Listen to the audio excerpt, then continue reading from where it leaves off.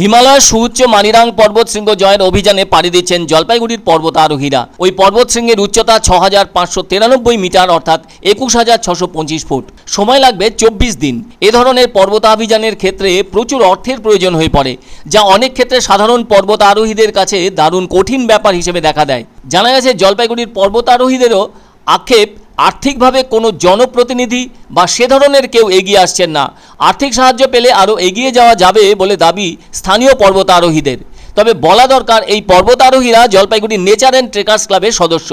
এখনও পর্যন্ত ওই ক্লাবের পক্ষ থেকে 10টি আলাদা আলাদা পর্বতাভিযান করা হয়েছে, যা সবকটিতেই সাফল্য পেয়েছেন তারা। আর এবার তারা হিমালয়ের আরও একটি শৃঙ্গ জয়ের উদ্দেশ্যে প্রস্তুতি নিয়ে ফেলেছেন, যার নাম মানিরাং।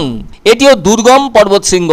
ভাস্কর দাসের নেতৃত্বে 9 জনের দলটি রওনা দেবেন 5ই আগস্ট। ওই শৃঙ্গটি রয়েছে হিমাচল প্রদেশের লাহুল স্পিতি জেলার কাজা অঞ্চলে। এটি কিন্নর, লাহুল ও স্পিতি জেলার সীমান্তে অবস্থিত। উচ্চ মানিরাং পাস চূড়ার কাছাকাছি মোটরযোগ্য রাস্তা তৈরির আগে স্পিতি ও কিন্নরের মধ্যে একটি প্রাথমিক বাণিজ্য পথ ছিল। যদিও হিমাচল প্রদেশের ভেতরে অবস্থিত শিল্লা পিক হল সবচেয়ে উঁচু শৃঙ্গ, যার উচ্চতা 7025 মিটার। এটি কিন্নরে অবস্থিত। যাই হোক, ওই পর্বত গিরিপথটিকে ভারতীয় হিমালয়ের মধ্যে সবচেয়ে কম অন্বেষণ করা হয়। মানিরাং শৃঙ্গ স্পিতি উপত্যকার মুকুট হিসেবে পরিচিত। এটি চূড়ান্ত পর্বত আরোহণের চ্যালেঞ্জ। ওদিকে আবার উচ্চ মানিরাং পাস 5550 মিটার উচ্চতায় চূড়ার কাছে অবস্থিত। শীতকাল ছাড়া সমস্ত অঞ্চল বৃষ্টির ছায় থাকে আর বেশিরভাগই শুষ্ক থাকে। এর দূরবর্তিতার কারণে বোল্ডার ও সামুদ্রিক সমন্বিত জলাবদ্ধ ভূখণ্ড সঠিক গাইড ছাড়া অ্যাক্সেস করা কঠিন। পর্বত শৃঙ্গটির অভিযানের সময় আবহাওয়ার অবস্থারও পরিবর্তন হয়। আসলে ট্রেক শুরু হয় মাটির গ্রাম থেকে মানে। এদিকে পথের দুর্গমতার জন্য ওই শৃঙ্গপথে লাগাতে হবে প্রায় 7.5 থেকে 8,000 ফুট দড়ি। এই দড়ি ধরেই শৃঙ্গের পথে এগিয়ে যাবেন জলপাইগুড়ির 9 জন পর্বত অভিযাত্রী। আবার ওই শৃঙ্গের পথে রয়েছে অজস্র আলগা পাথর, সেগুলি ওপর থেকে অভিযাত্রীদের গায়ে পড়ার সম্ভাবনা। এছাড়াও রয়েছে বেশি উচ্চতাজনিত অসুস্থতা। অন্যদিকে রয়েছে প্রচণ্ড দাপুটে ও জোরালো ঠান্ডা হাওয়া। সংস্থার পক্ষ থেকে জানানো হয়েছে, এবারের অভিযানে ক্লাবের অভিজ্ঞ পর্বতারোহীদের ছাড়াও রয়েছে নতুন প্রতিভাবান পর্বতারোহীরা, যার মধ্যে 2 জন মহিলা সদস্য আছেন। তাদের নাম বিশাখা শর্মা ও শম্পা সাহা। আর বাকি 7 জন হলেন অমিত দাস, জনক কোচ, সুজয় মনিক, পার্থসারথী রায়, সৌম্যদীপ দাস ও বিজয় চক্রবর্তী। আর নেতৃত্বে আছেন ভাস্কর দাস।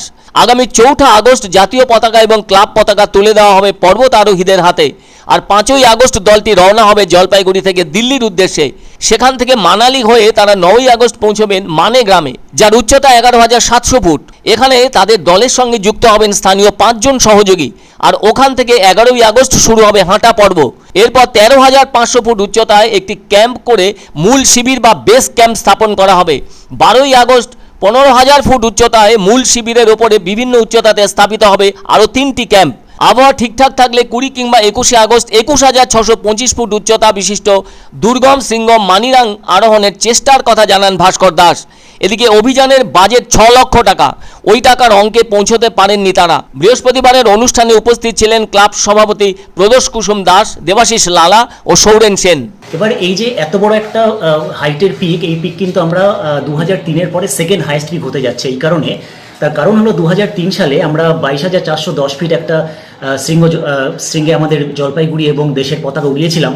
তারপরে এই 2024-এ এত বড় অভিযান, এই অভিযানটা আমরা বেরোবো জলপাইগুড়ি থেকে 5ই আগস্ট এবং দিল্লি হয়ে, অর্থাৎ আমরা দিল্লি হয়ে মানালি পৌঁছাবো এবং মানালির পরে আমরা মানে ভিলেজ বলে যে ভিলেজ রোড হেড, সেখানে আমরা পৌঁছাবো 9 তারিখে এবং তারপরে ওখান থেকেই আমাদের যে মূল অভিযান সেটা শুরু হবে।